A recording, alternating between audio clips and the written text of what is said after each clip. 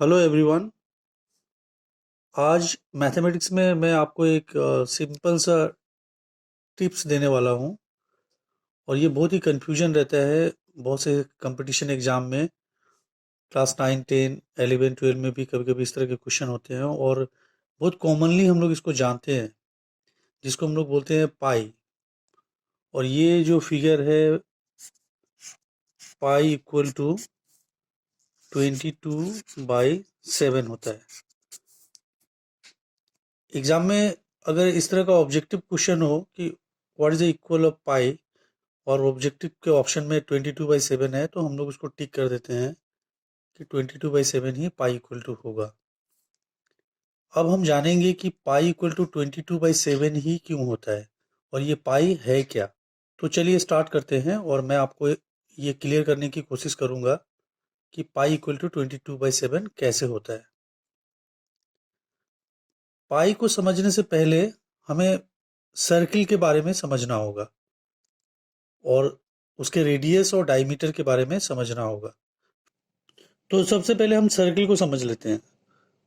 Circle इस तरह से हमने कोई एक सर्कल बनाया, चाहे वो किसी भी तरह का सर्कल हो, इसकी एक सेंटर पॉइंट होती है। सर्कल जब भी हम ड्रॉ करेंगे तो उसकी एक सेंटर पॉइंट होती है, इसको हम लोग बोलते हैं सेंटर पॉइंट। तो ये हमने सर्कल बना लिया है और मान लिया कि ये सर्कल है और इसका नाम हमने रखा ए।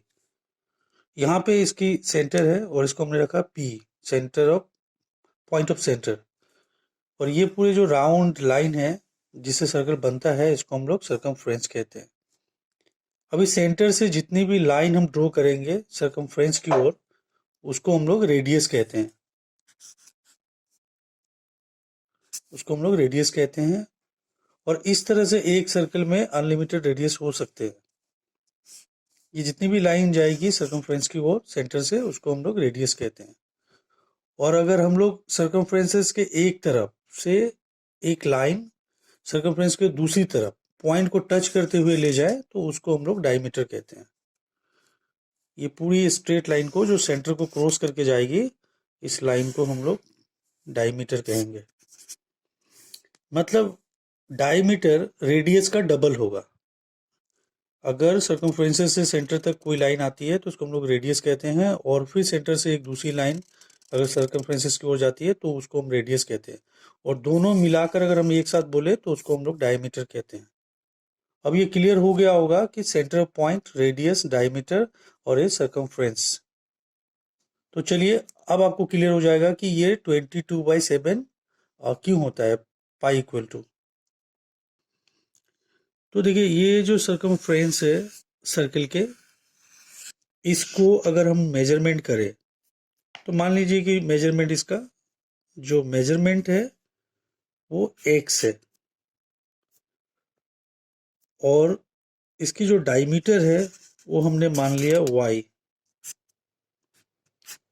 मतलब सर्कमफ्रेंसेस को डायमीटर से अगर हम लोग डिवाइड करेंगे तो ये हमेशा 22/7 ही होगा, या 3.14 के आसपास होगा।